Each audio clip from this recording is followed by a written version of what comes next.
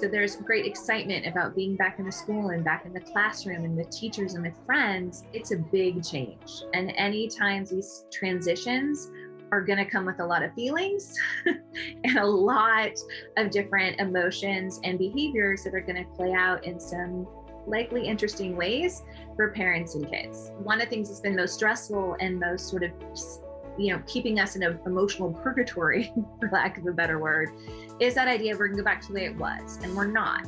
I think that concept of not acting like we're gonna go back to quote unquote normal is a phenomenal idea, because frankly, that dream died when the shutdown happened. We all got ripped out of the normal in such an interesting way that we get a new way of considering how things could be. It's actually going to be a very big change for kids to physically be around people again. Some of these kids have a lot of these fears from, this year and a half they spent behind a screen.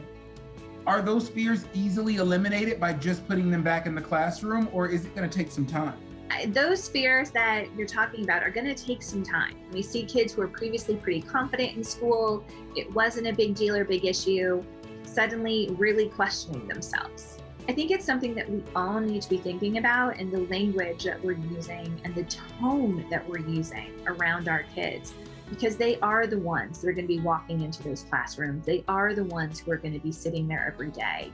And it is really up to us to set a tone of, yeah, you can do this. Probably the most important piece of advice we can ever take as parents and teachers or anyone who spends their time around kids is to not take it personally.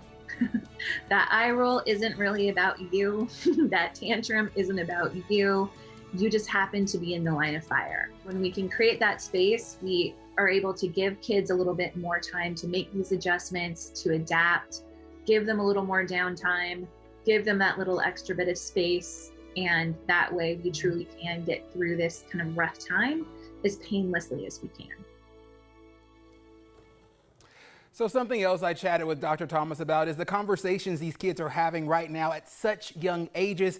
And she told me kids definitely take cues from their parents. So when they talk about controversial issues at home like masks, they have to be mindful of the language that they use, because kids will bring those conversations to school with them and then it could create friction with their peers. That's so true. I mean, think of like when we were kids even, and what we would take to school with us based off what our parents said. And actually, it's really good advice. I talked to a therapist as well who said, because of that same reason that you just mentioned, that it's also important that adults watch the energy they bring around kids if they're calm or if they're anxious themselves. Kids take that to school too. Yeah.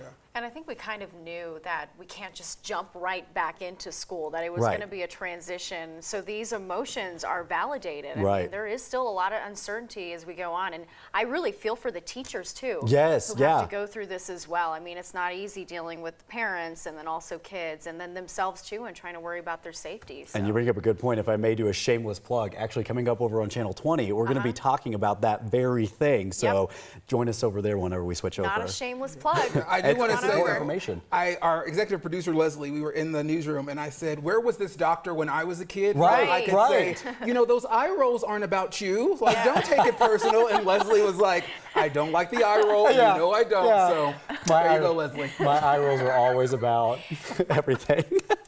So Eddie as a kid was definitely sassy. I know we can already tell. Eddie, thank you so much for that. We appreciate it.